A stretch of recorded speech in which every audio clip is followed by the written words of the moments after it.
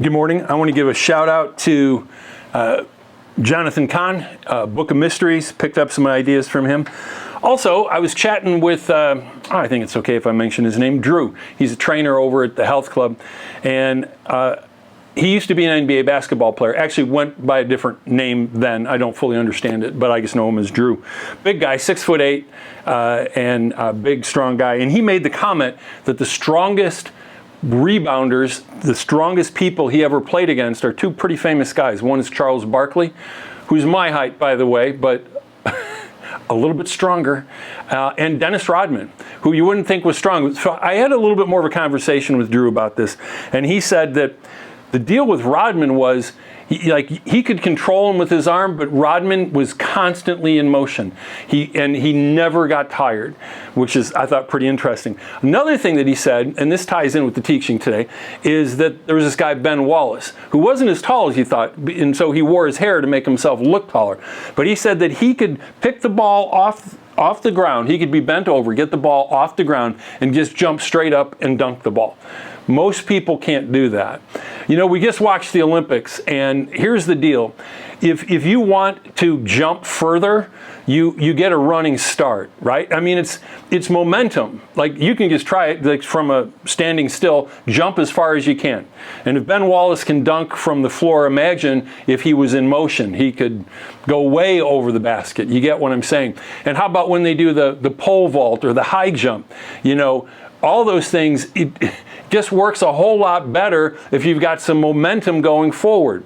Well, like if back in, if you got an angry mob and they want to break into a fortress, you don't come up to the door and 10 people just all push on it. No, you get a battering ram and you run and you have this momentum. So how does this translate into the spiritual realm? Sometimes we're inconsistent. We kind of get running, we're going along with Jesus, and then we kind of stall out. And then sometimes it's like, well, I'm just kind of do a Sunday thing with Jesus, or maybe an every other day thing with Jesus. But the problem with that is that we lose spiritual momentum. I remember reading this, and I read it months ago, and I kind of questioned it, but the more that I think about it, the more that I think there's validity to it. That it's striving to be consistently moving in the right direction. Because not only are we sometimes taking 3 steps forward, sometimes we're not just stopping, we're taking a couple of steps back. So I think that it's really key to be consistent in our walk with God. If we waver back and forth, we're going to stop and start and stop and start, and we're not going to have the continuous motion that's really going to help us. We lose momentum, and sometimes we're not going to be able to accomplish things. We're not going to see the blessings or the breakthroughs that we would see if we stay steadfast going in the right direction. We need to be unwavering in our walk, in our righteousness, in our purity, in our prayers, in our worship, in our joy, in our love, and our holiness.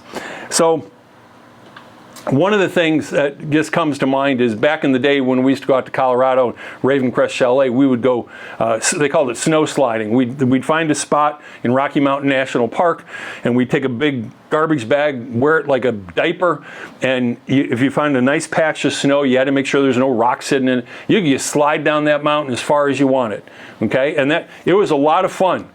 But the one thing that we all figured out at about 9,000 feet or 7,000, 8,000 feet is that we had to climb back up that hill. And sometimes we start slipping the wrong way. And sometimes it can almost be fun. It's like, this is all right. But then remember, you're going to have to eventually climb back up. And that is never easy. Let's make it our goal to have momentum moving constantly in the right direction. It will help us, and we will be more of a blessing to others, and we'll not be trying to go 2 directions at the same time, because that is impossible. God bless you. Have a great week.